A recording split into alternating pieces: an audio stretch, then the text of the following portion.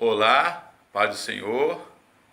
Eu sou seu irmão Fabrício e formado em teologia e mais uma vez professor de classe dominical de escola bíblica e professor de ensino religioso.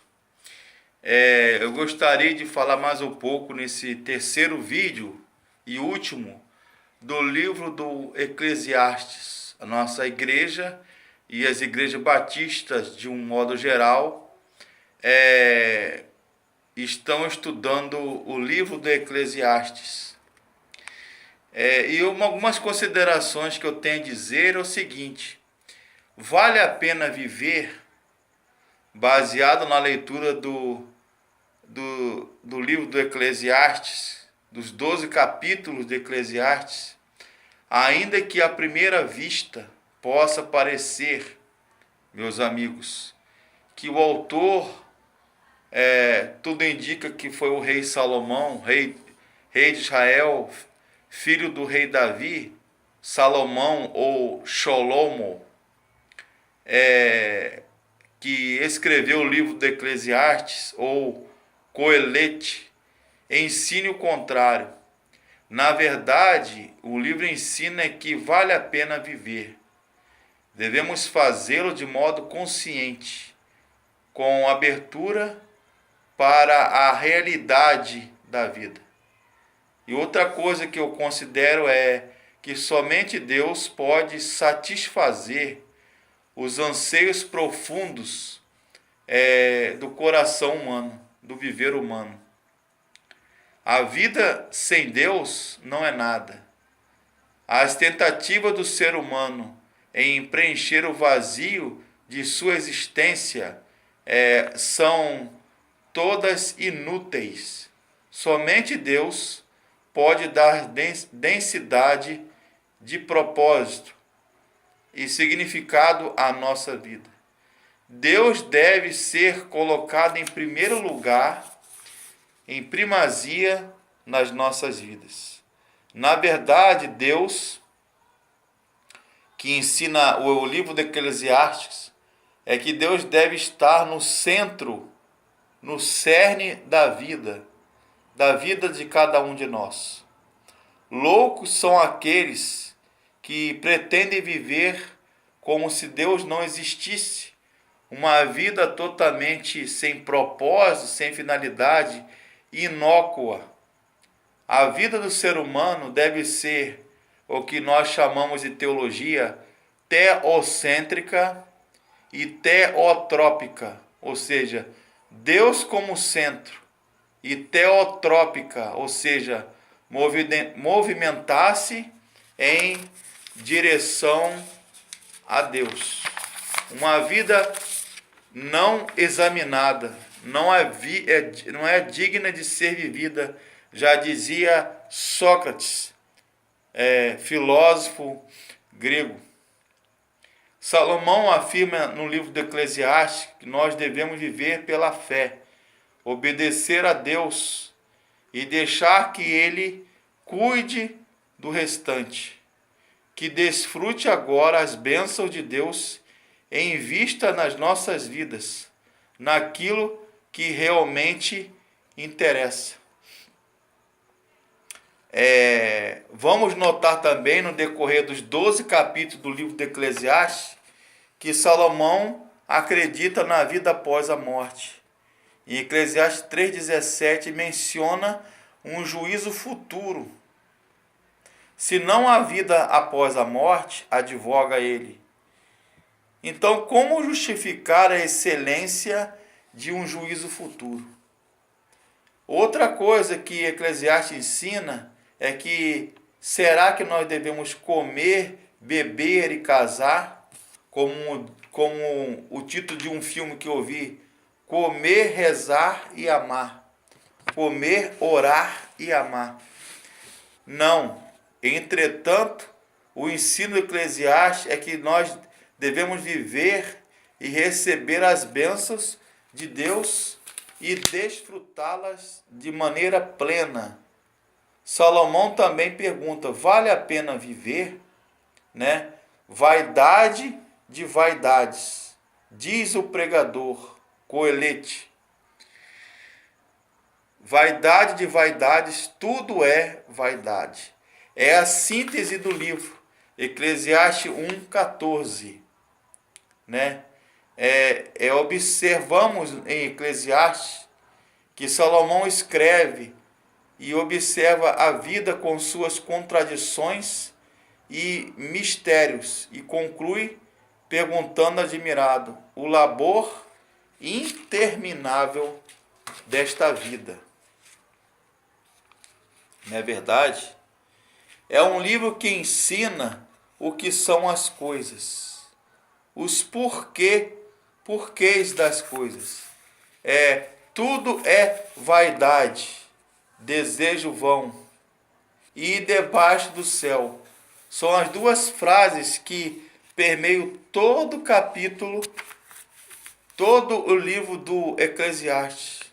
O homem, quando olha a vida sobre a sua própria ótica ou cosmovisão, se encerra num pessimismo catastrófico e só tem a morte como mera certeza ou única certeza. Se realmente a vida é somente isso, então as palavras registradas estariam certas, né? Prosperidade, bens materiais. Se o viver fosse só aqui, nessa realidade imanente, estaríamos perdidos, né? Aliás, o próprio apóstolo Paulo fala em uma de suas cartas: se nós esperarmos a Cristo somente nessa vida, somos os mais indignos ou os mais miseráveis de todos os homens. E o que nós refletimos é a vaidade dos propósitos humanos, da inveja, da avareza, da cobiça, da vanglória, do glamour, do ufanismo, da jactância, da arrogância, ambição, né, da frivolidade da vida humana, a vaidade das recompensas humanas. E o que nós observamos, concluindo nesse vídeo, são duas coisas. A vida que alguém vive por si mesmo, sem Deus, é vaidade, mera vaidade. E nada pode satisfazer o coração humano, senão Deus. O livro ensina que a vida humana sem Deus não é nada. Tudo que o homem procurar para preencher o vazio de sua existência é inútil e vão. Daí a palavra: tudo há vaidade, não há nada debaixo do sol. Tudo é vaidade, vaidade das vaidades, diz Salomão no livro do Eclesiastes. E outra coisa que eu aprendo é que nós não devemos colocar Deus em segundo plano em nossas vidas.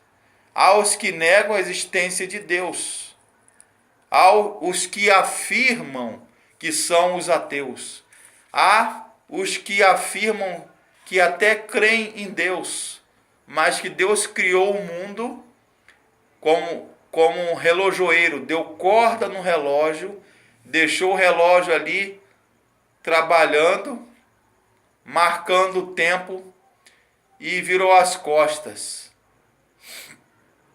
que é chamado de deísmo, né? E querem viver como se ele não existisse. Não é verdade? Vaidade das vaidades, diz o pregador em Eclesiastes, Sholomo ou Salomão. Não há nada debaixo do sol. A vida só é digna de ser vivida em vida. Sócrates falou isso, e um homem chamado Austragésilo de Ataíde, ex-presidente da Academia Brasileira de Letras, a chamada ABL, de saudosa memória, né? Não há nada que satisfaça o nosso eu, o nosso ego. A tônica do livro do Eclesiastes perpassa por essa tese, por esse tema. O rei Salomão adquiriu bens, propriedades, servos, escravas, concubinas. A Bíblia diz que Salomão teve entre 1000 mulheres, concubinas e esposas, até a filha de Faraó ele teve para si. Mas no final de sua vida e sua velhice, ele conclui: vaidade de vaidades. Vaidade de vaidades. Não há nada debaixo do sol de novidade. Tudo é vaidade. Tudo é coisa vã. E a plenitude das nossas vidas, nós só ficamos repletos, cheios de Deus, impregnados, a partir do momento que Deus faz morada em nós, quando Ele e a sua palavra se aninha, se abriga no nosso coração, no plexo solar, no nosso peito, no nosso coração. Há um filósofo, um matemático que eu gosto muito, chamado Blaise Pascal, e é cristão também. Ele diz o seguinte, abro aspas: no coração do homem há um vazio do tamanho de Deus, e só Deus é capaz de preencher esse vazio que há no nosso coração. Fecho aspas. Blaise Pascal, filósofo, teólogo, matemático, cientista cristão. Boa noite a vocês e Deus abençoe. A paz do Senhor. Shalom Aleichem.